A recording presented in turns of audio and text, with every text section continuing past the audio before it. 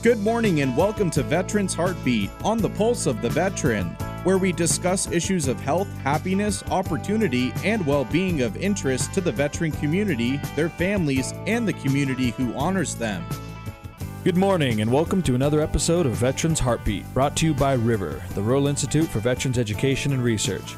My name is Jason Zencraft. My co-host, Ed Lasofsky, is here with me, and he is the Executive Director of River. We welcome you to a weekly wide-ranging discussion of issues, events, opportunities, and needs in our veteran community. Good morning, Ed. How are you doing? Morning, Jason. We'd like to thank our sponsor, The Man Shop. It's a great place for a guy to get a haircut. If you do need a haircut, swing on by and check them out. The gals there do a great job. We're also sponsored by River, the Rural Institute for Veterans Education and Research. They offer many services to veterans, such as weekly free vestibular disorder testing, educational programs that focus on veterans helping veterans, and many other services. All right, so today we're just going to kind of go over a few different issues that veterans are faced with. We have two guests with us today, Sam Redfern and Chief Cope. You guys want to introduce yourselves? Yeah, how you doing, Jason? Thanks, Ed and Jason, for having me. 15-year Army veteran and work as the director of United States of Hope, which is a veteran support organization, and happy to be here with you. Great, thanks. Hi, and I'm Chief Warrant Officer for Promotable, Edward Cope, and I'm with the Army Reserve in Kalispell. Great, well, thanks for coming on. Appreciate you having time to speak with us. So if anyone's been paying attention to the current legislative session, they might have seen House Bill 612. What House Bill 612 does is it allows EMTs, or emergency care providers, to gain additional training so they can provide care to veterans in areas that do not have the necessary services. So, Ed, do you want to update everyone on what happened with our bill and where we're at right now? So, as many of you know, we work in the rural areas trying to help veterans get some kind of care out there. The bill was designated to provide boots on the ground, much like a medic or a corpsman in the military. It was actually patterned after that. We had Sam in there fighting the fight to get this thing through. We made it through the House with phenomenal support, 89-11.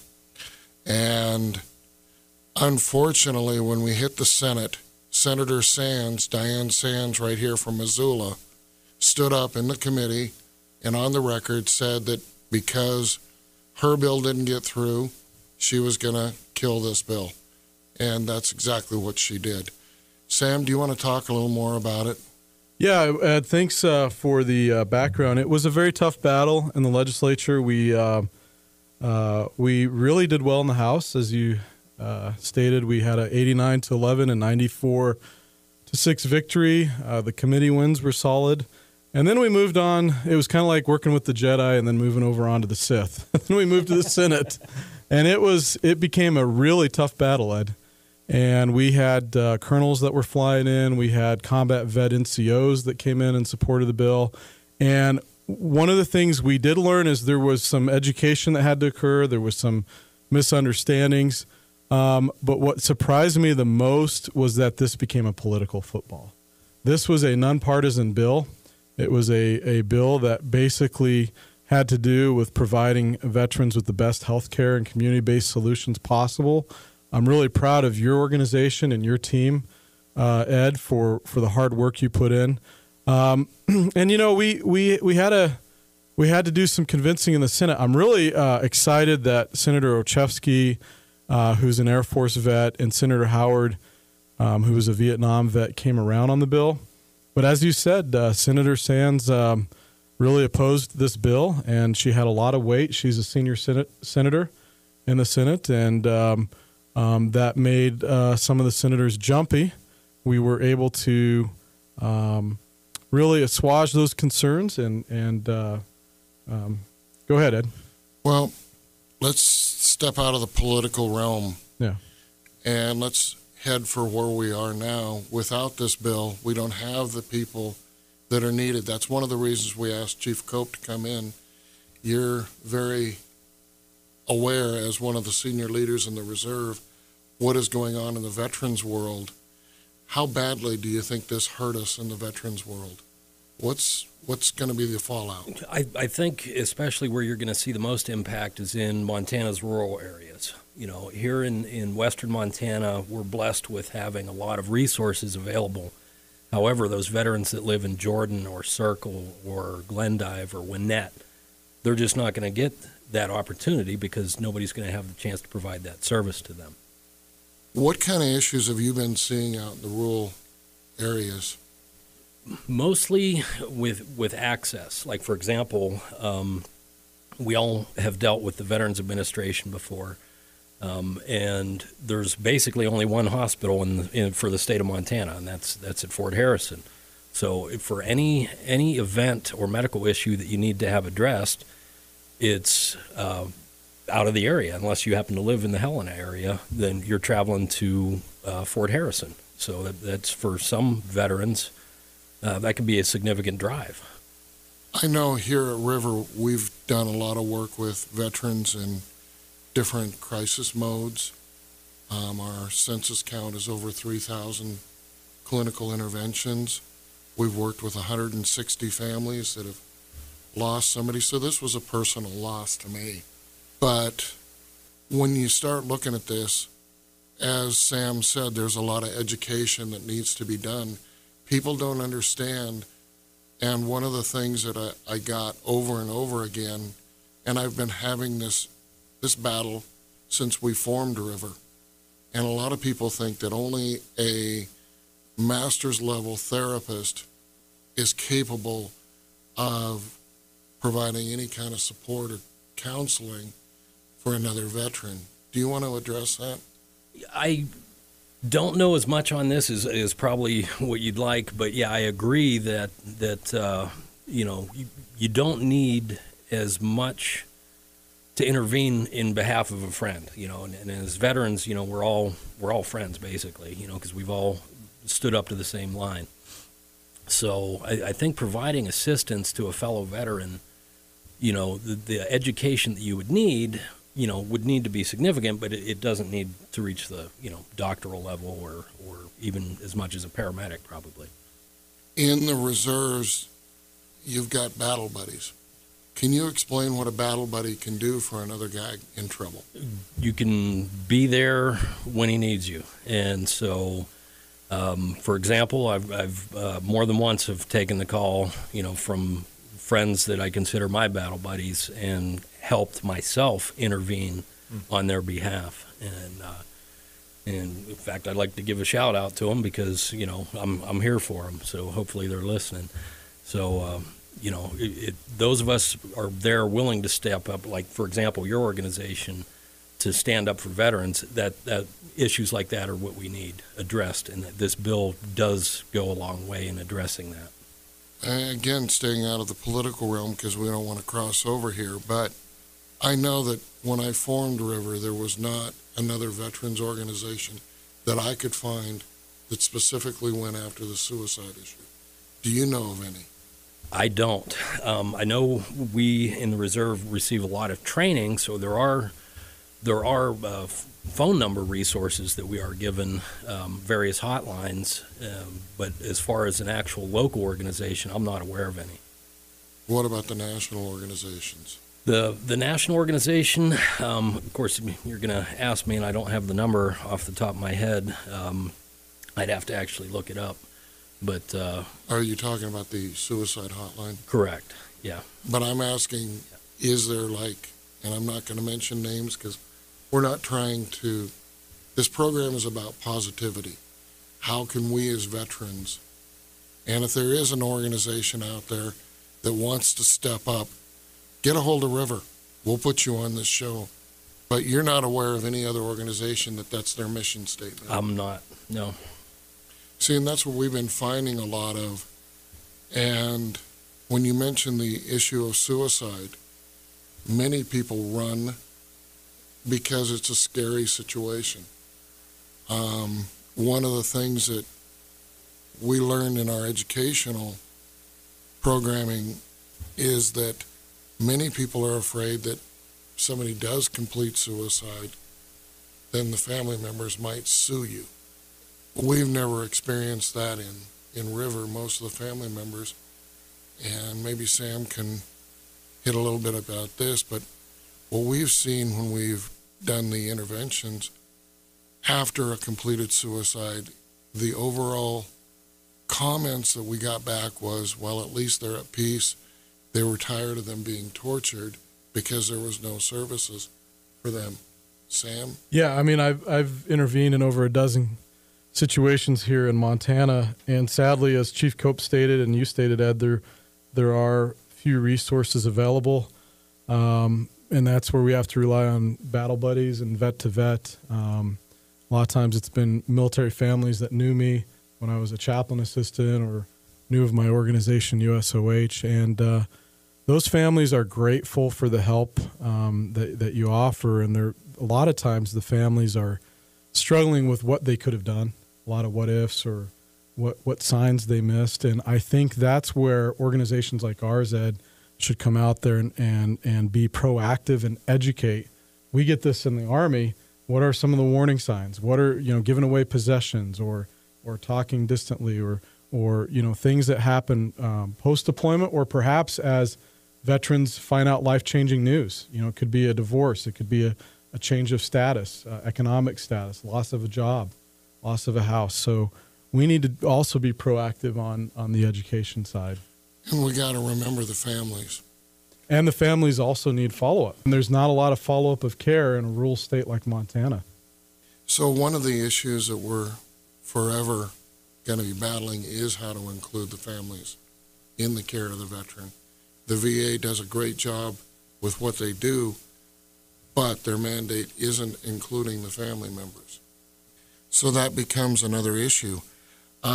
Chief Cope in the reserves, we know there's a lot of suicides going on in the National Guard in Montana. I've been personally involved in one of the suicides that occurred in the armory, and we know that there was 2 attempts by that individual that completed by hanging himself in the armory. We have a lot of Guard members, we have a lot of reserve members. As a senior leader, and for those of you that are listening, a chief warrant officer is a technical designation, but they're also a senior enlisted person that provides a lot of guidance to the troops. What do you do? I mean, General Quinn, when he testified with the SAVA committee that he was going to put forward a new program, his new program was putting posters up in the armory. That's not cutting it. We're still seeing very high suicide rates out there. What do you think as a senior enlisted? Well, to correct the record, warrant officers are a senior officer, and I'm sorry. I know what the Army Reserve has done has made training for its soldiers and then for the families of soldiers as well. When you return back from a deployment, because it seems to be most of the issues happen upon return from a deployment because of a lot of changes that have taken place over the course of that deployment. And so they have training available for those families where they'll say, hey, let's take the family to Orlando, and off they go to Orlando and have, 5-6 day long conference where various resources provide different coping skills for reintegration after a long deployment, or counseling for those who have issues post deployment. And so the Army Reserve is taking some effort to do that. So those programs, I know, in fact, some of them were actually invented by the Montana Army National Guard that became nationwide. One was called the Post-Deployment Health Reassessment, the PDHRA. That was, believe it or not, invented by the Montana Army National Guard, and it became nationwide even with Big Army. So where's the disconnect? I really can't characterize on where the disconnect is between the national level and the state level. In Montana, we have the number 1 per capita suicide rate in the nation. We officially have a veteran completing suicide at the rate of 1 a week. Unofficially, and here's where the unofficial comes in, I'm also trained to do psychological autopsies. the only one in the state with that credentialing with the American Association of Suicidology. A guy decides he's going to complete suicide, grabs a bottle of Jim Beam, drinks, hits the bridge abutment in his vehicle. How do we know if that was suicide or not? That's where the unofficial statistics keep coming in. For those out there listening, it's 18% approximately of all suicides that leave a note. Very low number. So we have a disconnect out there for the veterans. I'm working cases right now. They're 9 hours away from me. There's not much we can do.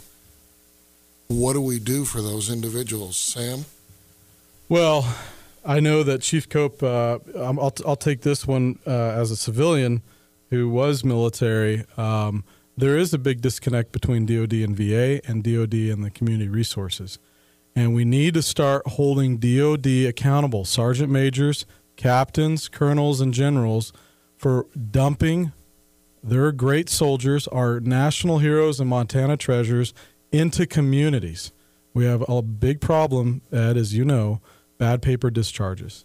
We have diagnoses that are being manipulated. We have chaplains that have verified that. We have Army counselors that have verified that to save money, to save DOD money.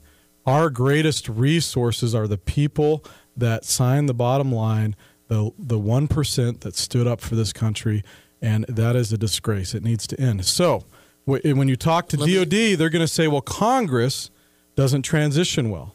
When you talk to VA, they'll say, well, DOD doesn't transition well to us.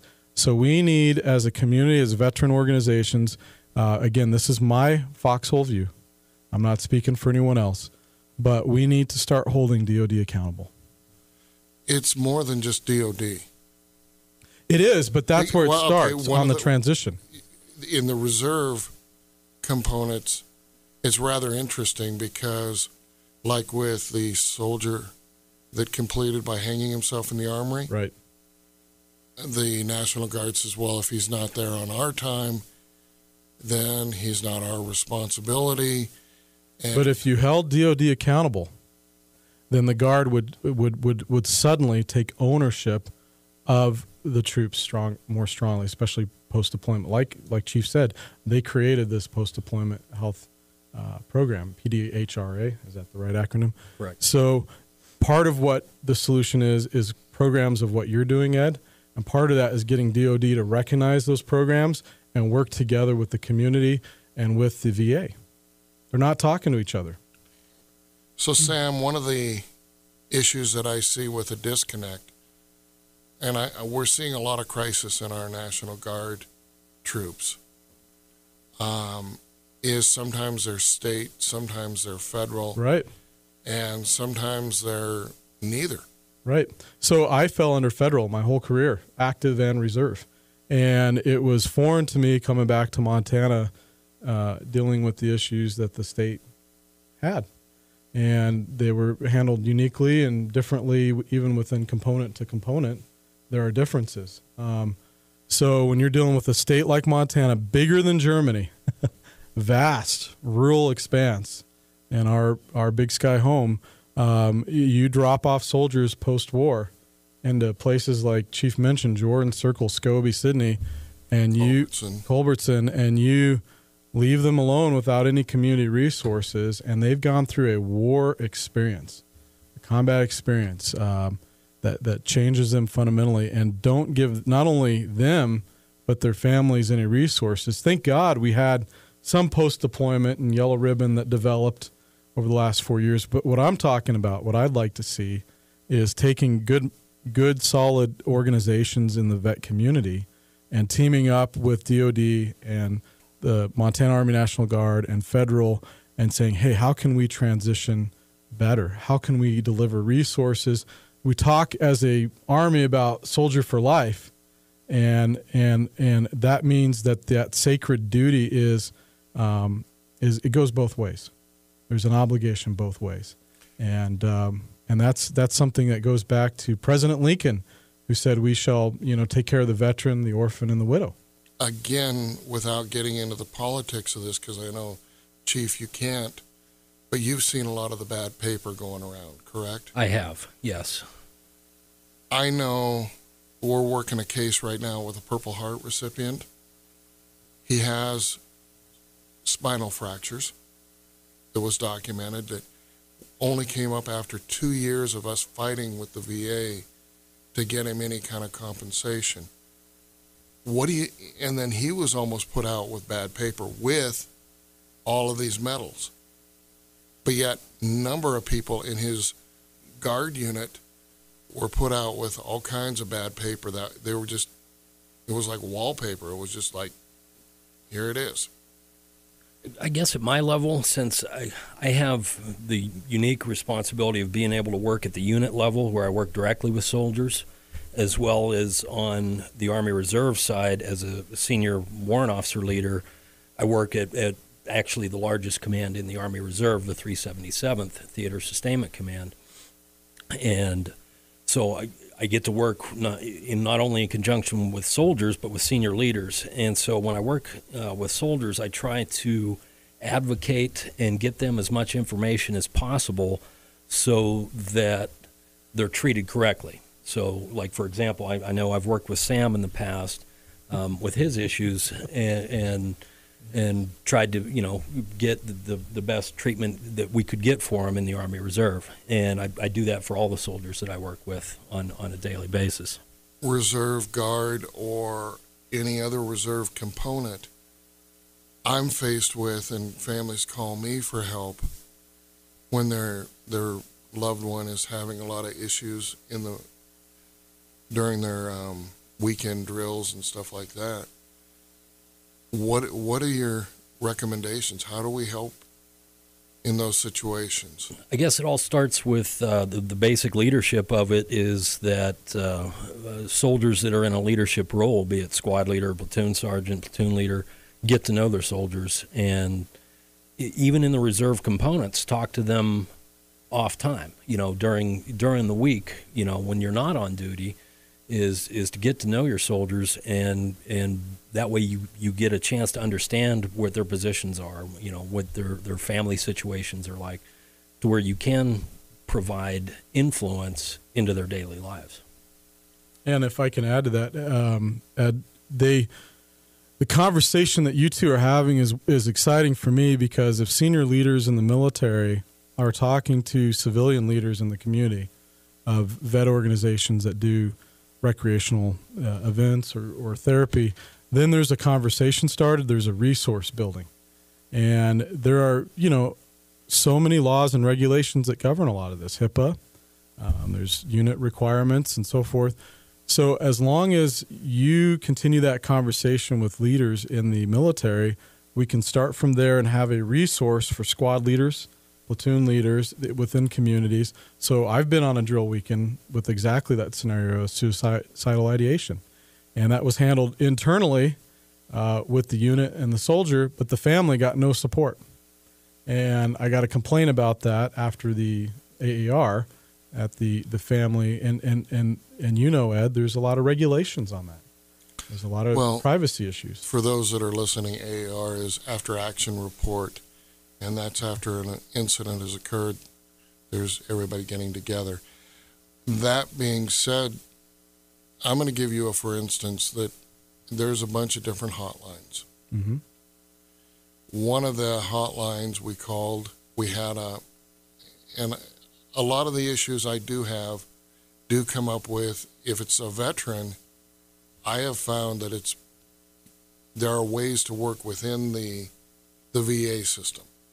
But when they go into this funky reserve guard status once a week, then you get this back and forth between the VA and the guard and the reserve, and that needs to melt. So, Sam and Chief, I really appreciate you coming on the air with us this morning. Yeah. I think the results are that we did get a study out of the thing. I think what we need to do, Sam, is come together as organizations and start providing the leadership that's needed and stay out of the politics of all this. So my challenge to all of the organizations out there is give us a call, either Sam or myself or Jason or Chief Cope. Let's set a date and let's start doing some conferences on what we can do to make things better. Yeah, that sounds great. And just to let folks know where we are, as Ed said, we did come out of this with SJ 32, sponsored by Senator Howard and Senator Olszewski, which basically allows a 2-year study to be done on House Bill 612, and it brings all the stakeholders together to discuss the merits of CVMT, ECP program, faith-based and peer counseling, and other community-based solutions. Chief Cope's been a great leader in the Army. Really appreciate what you and Jason are doing with River, and if you have any questions, contact me at USOH, facebook.com/USOH. Well, thank you very much, Sam and Chief, for coming on. We appreciate you guys spending time with us today. Thanks for having me. It was my pleasure. Thank you, Ed and Jason. Enjoyed it. Absolutely. Well, thank you very much for listening to Veterans Heartbeat. We'd not be able to bring this to you without all the support of the listeners. And thank you again for the Man Shop for sponsoring the show. If you're in need of a great haircut, swing on by and get a snip. Also, thank you to our main sponsor, River, the Rural Institute for Veterans Education and Research. They have an array of services such as veterans-focused education, a free vestibular disorder clinic, and many more services. Check them out on Facebook or on the web at riverofchange.org.